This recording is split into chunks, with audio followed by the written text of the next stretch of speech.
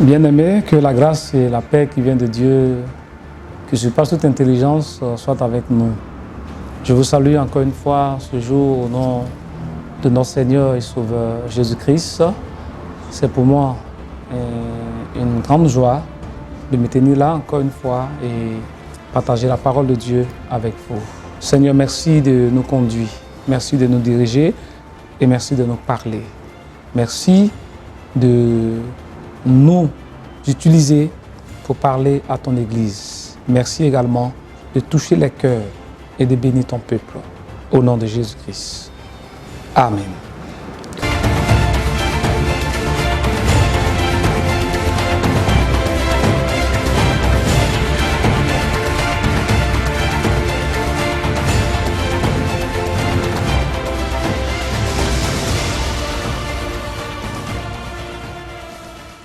Voilà, je voudrais, bien aimé, en ce temps qui court, avec l'aide du Seigneur, partager un message avec vous qui est intitulé « La peur ».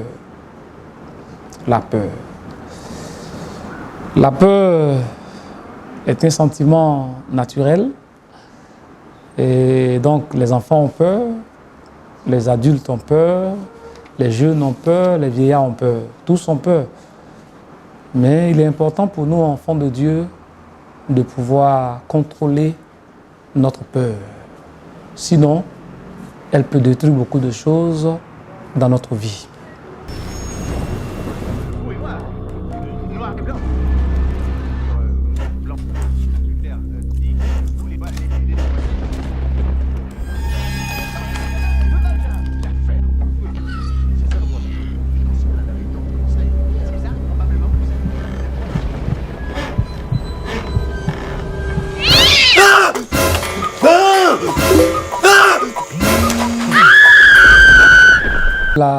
La peur peut se définir comme étant la crainte, la frayeur, une émotion pénible produite par l'idée ou la vue d'un danger.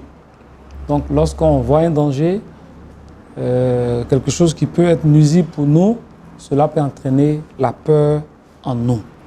Alléluia. Je voudrais dire ceci, nous sommes des enfants de Dieu, nés de nouveau. Nous sommes encore dans le corps de chair, donc naturellement, il peut arriver que nous ayons peur. Mais il est important pour nous, vis-à-vis de la parole de Dieu, de savoir gérer notre peur. C'est pourquoi nous allons étudier une portion des Saintes Écritures afin d'en tirer les leçons et de pouvoir nous appuyer sur la parole de Dieu pour gérer notre peur. Pour que la peur ne détruise pas les grandes promesses que Dieu nous a faites. Je voudrais vous dire ceci, Dieu dans sa parole nous a fait beaucoup de grandes promesses. La Bible regorge beaucoup de promesses et pas de petites promesses, de grandes promesses.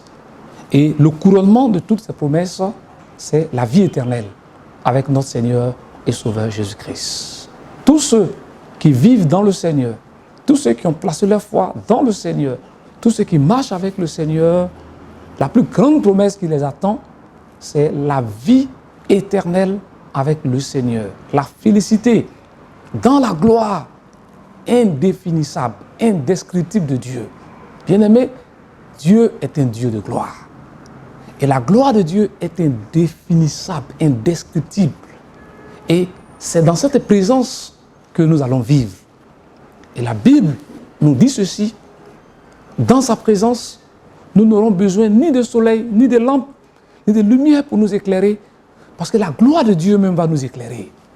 Et ça, c'est l'issue, c'est la finalité, l'accomplissement de toutes les promesses que Dieu nous a faites. Ça y est au bout. Mais avant d'arriver à cette grande promesse ou à cette félicité que Dieu réserve à son Église, pendant que nous sommes ici bas sur la terre, Dieu nous invite aussi à régner sur la terre. Dans le discours, le discours de Jésus sur la montagne, il en a parlé. Il dit quoi? Ceux qui croient en lui régneront sur la terre. Quand on dit que quelqu'un règne, ça veut dire quoi? Il a la position de privilège, il a la position d'honneur, il a la position de contrôle. Aujourd'hui, pendant que le monde est secoué par tout ce que nous vivons, les multimilliardaires, ceux qui ont les moyens de s'enfermer dans des bunkers, sont tranquilles.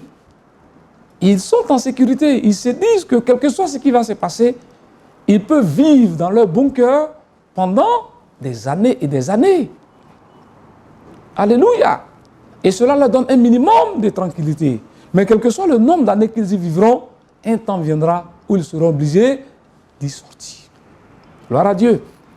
Et nous, enfants de Dieu, par notre appartenance au Seigneur, l'une des plus grandes promesses que le Seigneur nous fait, c'est qu'il sera avec nous tous les jours jusqu'à la fin des temps. Lorsque nous lisons dans Matthieu chapitre 28, à partir du verset 18, quand on monte 17 jusqu'au verset 19, lorsque le Seigneur est apparu à ses disciples, alléluia, la première phrase qu'il a prononcée, c'était laquelle? Il leur a dit quoi? Tout pouvoir m'a été donné dans le ciel et sur la terre. Une façon de les rassurer. Alléluia. Allez, faites de toutes les nations des disciples, les baptisant au nom du Père, du Fils et du Saint-Esprit. Enseignez-les à marcher selon tout ce que je vous ai prescrit. Et voici, je suis avec vous. Moi qui ai reçu tout pouvoir, je suis avec vous. Alléluia. Les pouvoirs de ce monde, les forces de ce monde, je suis au-dessus d'eux. Parce que tout pouvoir m'a été donné dans le ciel et sur la terre. Donc pendant que ses disciples étaient dans la maison, troublés, inquiets, paniqués, lorsqu'il apparaît, il a dit, tout pouvoir m'a été donné. Alléluia. Et le Seigneur nous a promis être avec nous tous les jours jusqu'à la fin de ce monde. Amen. Ça fait partie des promesses que Dieu nous a données. Dieu nous a donné beaucoup d'autres promesses. Dans ce monde dans lequel nous sommes, nous ne sommes pas seuls. Nous ne vivons pas seuls. Nous ne dormons pas seuls. Nous ne sortons pas seuls. Si, bien entendu, nous sommes dans le Seigneur sort avec nous. Il nous escorte. De la même manière, le chef de l'État de Côte d'Ivoire, qui est reconnu comme l'autorité suprême de cette nation, est escorté. Nous aussi, nous sommes escortés parce que nous sommes reconnus comme enfants de Dieu. Amen. Donc Dieu nous a fait de grandes promesses. Et face à ces promesses que Dieu nous a faites, il y a une arme que le diable utilise pour nous déstabiliser, pour nous amener à passer loin de ces promesses, pour nous amener à perdre ces promesses. Et l'arme que le diable utilise, qui est une puissante arme, c'est la peur. Et cette arme-là, entre les mains du diable, c'est une arme, non seulement, c'est une arme offensive de la puissance des ténèbres que le diable utilise pour attaquer les chrétiens. Et face à tout ce qui se passe dans le monde, le chrétien que nous sommes, l'enfant de Dieu que nous sommes, nous devons prendre conscience que nous avons reçu des promesses de Dieu. Et à l'issue de ces promesses-là, à la fin de ces promesses-là, nous vivrons éternellement avec le Seigneur. Mais ce n'est pas la vie éternelle seulement qui est la promesse que Dieu nous a faite. Dieu a promis beaucoup de choses sur cette terre. C'est pourquoi il a dit, si vous marchez dans ma parole, si vous êtes docile, si vous êtes humble, si vous êtes doux, vous mangerez les meilleurs fruits de la nation. Alléluia. Beaucoup pensent que les chrétiens sont appelés à vivre heureux seulement au paradis. Les chrétiens sont appelés à vivre dans l'abondance, dans la prospérité au paradis. Dieu est capable, bien aimé, de nous accorder la prospérité sur la terre. Dieu est capable de nous accorder l'assurance sur la terre. Dieu est capable de nous accorder la sécurité sur la terre avant même que nous n'arrivions au ciel. Parce que le ciel se prépare sur la terre. Le ciel se prépare sur la terre. Et pour préparer le ciel sur la terre, nous avons besoin de tranquillité. Nous avons besoin de sécurité. Nous avons besoin d'argent. Nous avons besoin de moyens pour faire l'œuvre du Seigneur ici-bas. Et Dieu nous a promis ces choses. Et ce que le diable utilise pour nous faire passer loin de ces choses, c'est la peur. Je voudrais que vous sachiez que la peur ouvre la porte de la vie d'un homme à l'attaque de l'ennemi.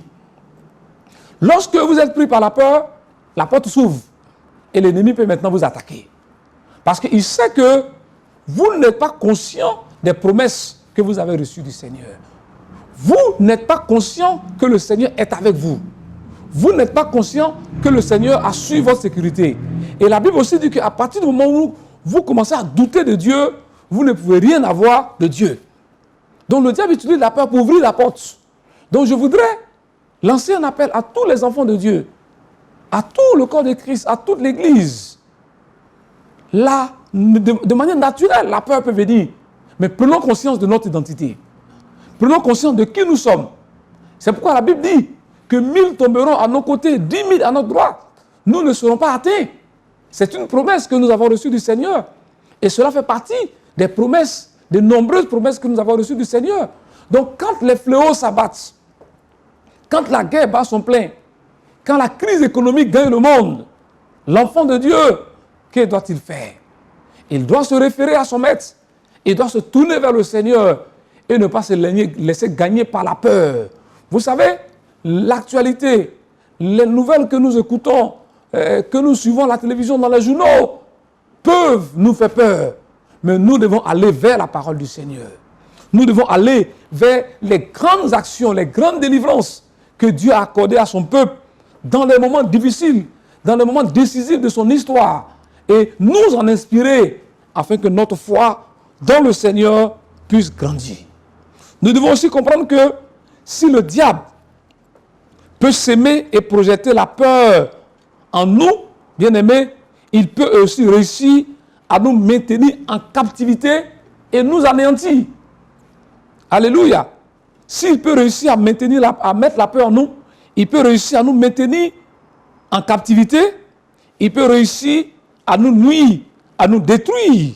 Et c'est ce que l'auteur aux Hébreux nous dit dans Hébreux chapitre 2, le verset 14 au verset 15. Il dit ceci, et je lis: ainsi donc, puisque les enfants participent au sang et à la chair, il y a également participé lui-même, afin que par la mort, il anéantisse celui qui a la puissance de la mort, c'est-à-dire le diable, et qu'il délivra tous ceux qui par la crainte ou par la peur de la mort étaient toute leur vie retenus dans la servitude. Donc à cause de la crainte de la mort, à cause de la peur, la Bible dit, toute leur vie, ils étaient comment? Retenus dans la servitude. Alléluia. Aujourd'hui, à cause de la crainte que l'ennemi a réussi à s'aimer dans la vie de certains chrétiens, ils sont esclaves du diable. Alléluia. Ils entrent dans la maison. S'il y a un cafard qui passe quelque part, il a vu le diable. Il a peur. S'ils entrent dans la maison, s'il voit une ombre quelque part, il est troublé, il est paniqué. À côté de lui, on dit que quelqu'un a été dépisté positif au coronavirus. Il est paniqué. Nous allons mourir. Le monde est fini. Ainsi de suite, ainsi de suite. Et la peur prend le dessus. Bien-aimés, nous devons savoir à qui nous appartenons. Nous devons savoir à qui nous appartenons. Aujourd'hui, beaucoup de chrétiens, pour prier même, ou aller même rendre visite à son frère, c'est un problème. Parce qu'on dit quoi? Il y a le coronavirus. Nous prenons des dispositions. C'est vrai. Mais les dispositions que nous prenons ne doivent pas éteindre la communion fraternelle. Les dispositions que nous prenons ne doivent pas faire disparaître l'amour entre nous. Dans ces temps dans lesquels nous sommes, certains d'entre nous qui sont les plus défavorisés, qui n'ont pas de grands moyens, ont besoin du soutien des autres. Mais si nous qui avons de grands moyens, nous nous barricadons dans nos maisons, nous achetons des vivres, nous sommes dans nos maisons et nous oublions les autres, que deviendront ceux-là? Bien-aimés, nous devons gérer notre peur en comptant sur le Seigneur Jésus-Christ de Nazareth. Alléluia. La peur est une arme de l'ennemi. Si l'ennemi réussit à projeter la peur de la mort dans votre vie, il peut vous plonger dans l'esclavage perpétuel. C'est-à-dire que vous avez tellement peur qu'il va vous obliger à faire ce que vous ne voulez pas faire. Il va vous obliger à dire ce que vous ne voulez pas dire. Il va vous obliger à entrer dans quelque chose dans lequel vous ne souhaitez pas entrer à cause de la peur qu'il a mis en vous. Et c'est ce que l'auteur aux Hébreux nous dit. Ils ont eu peur. Ils ont eu tellement peur qu'ils sont devenus esclaves du diable. Si tu ne fais pas ça, je vais te tuer. Si tu ne fais pas ça, je vais te faire ceci. Si tu ne fais pas ça, ceci va t'arriver. Ainsi de suite, ainsi de suite. Et finalement, ils ont oublié les grandes promesses que le Seigneur leur a faites. Et je voudrais, pour illustrer ce que nous sommes en train de dire, que nous étudions une portion des Saintes Écritures dans la vie du peuple d'Israël. Le peuple choisi par Dieu. Dans le livre de Nombres, le chapitre 13, à partir du verset 27 jusqu'au verset 33. Voici ce qu'il racontait à Moïse. Nous sommes allés dans le pays où tu nous as envoyés. À la vérité, c'est un pays où coule le lait et le miel. Et en voici les fruits. Mais le peuple qui habite ce pays est puissant. Les villes sont fortifiées, très grandes. Nous y avons vu des enfants d'Anak. Les Amalécites habitent la contrée du Midi. Les Hétiens, les Jébusiens et les Amoréens habitent la montagne. Et les Cananéens habitent près de la mer et le long du Jourdain. Caleb fit taire le peuple qui murmurait contre Moïse. Et il dit, montons, emparons-nous du pays.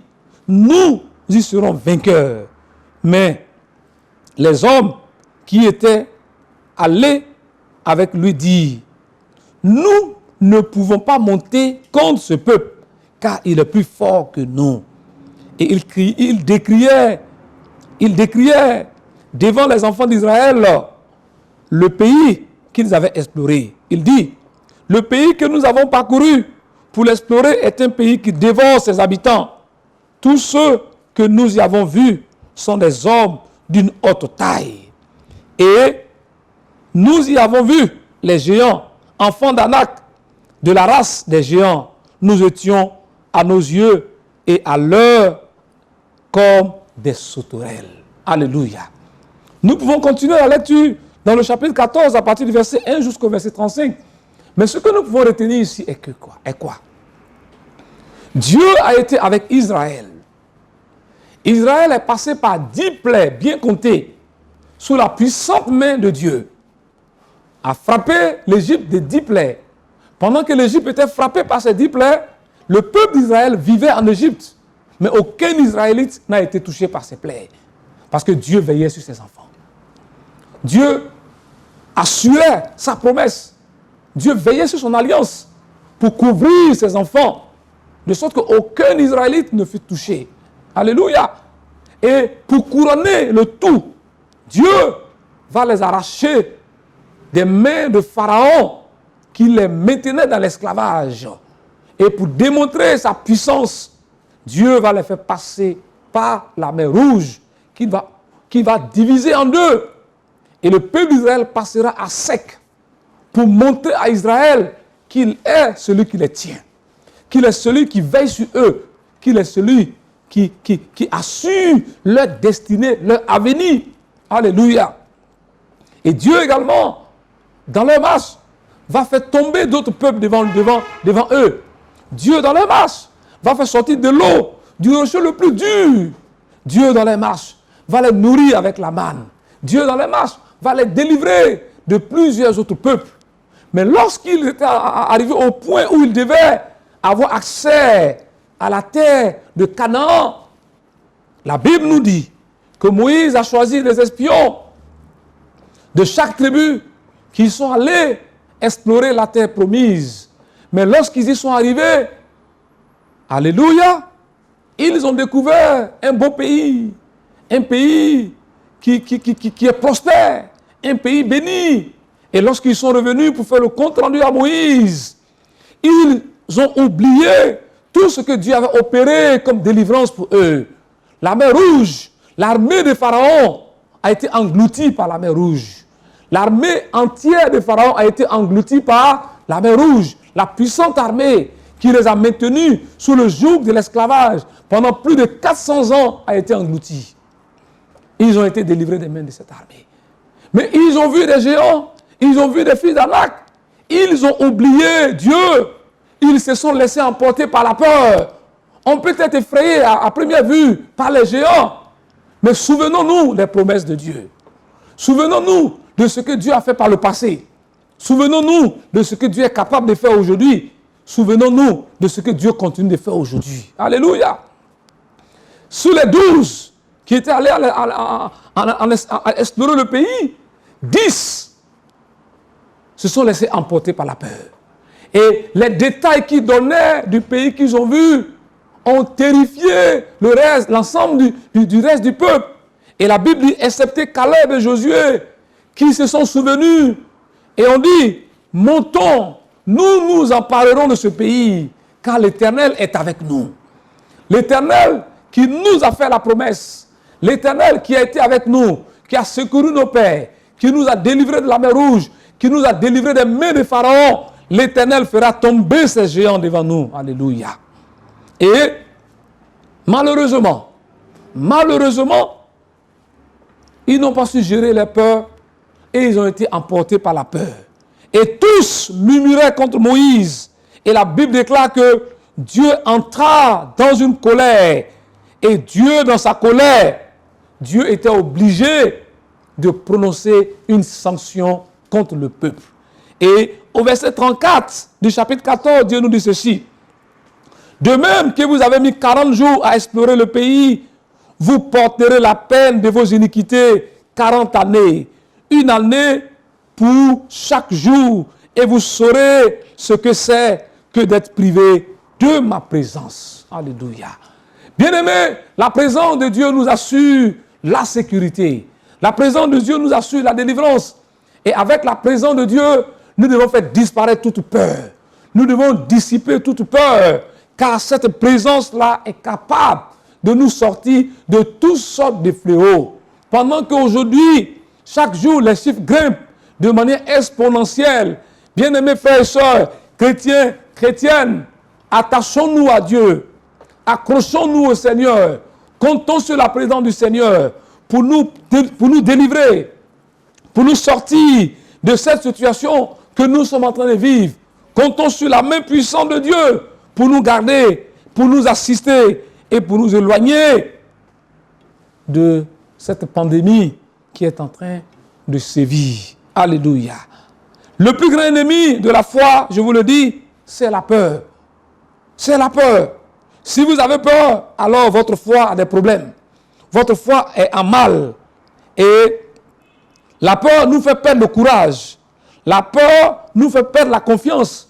Et la peur fait disparaître l'audace en nous. C'est grâce à la foi que nous avons de l'audace, que nous avons la force de pouvoir avancer. Alléluia. Le diable paraît puissant et fort. Et beaucoup de personnes, et même des chrétiens, ont peur du diable à cause de cette perception qu'ils ont du diable.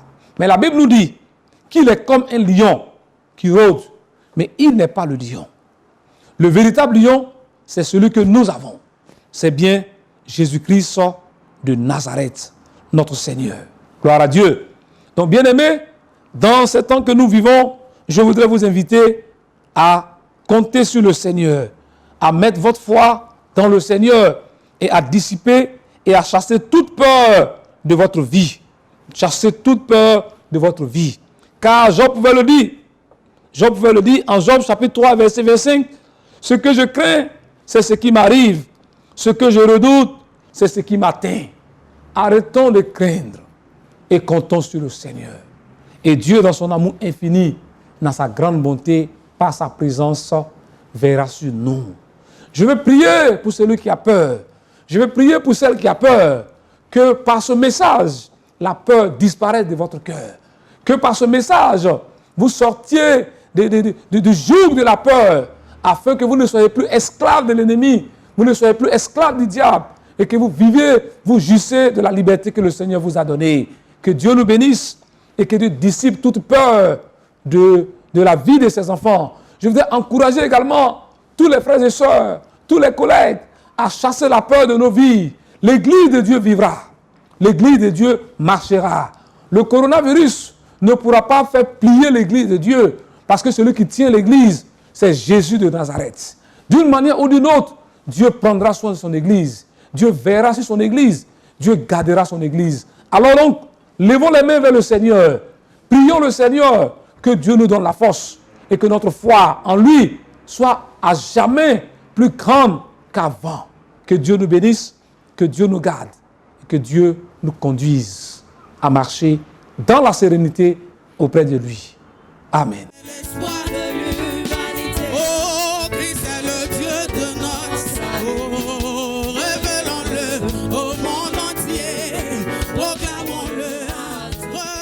Je voudrais donc vous inviter à prier avec moi. Nous voulons te dire merci. Nous voulons bénir ton nom pour les grandes promesses que tu nous as faites. Tu as promis être avec nous. Et au-delà de cela, tu nous l'as dit, tu as reçu tout pouvoir dans le ciel et sur la terre. Et à nos côtés, tu es. Seigneur, pour nous rassurer, je voudrais prier pour nos frères et sœurs qui sont envahis par la peur, qui à cause de la peur sont dans la servitude de l'ennemi. Je prie au nom de Jésus-Christ que tu les visites, que tu les touches et que tu les délivres de la peur.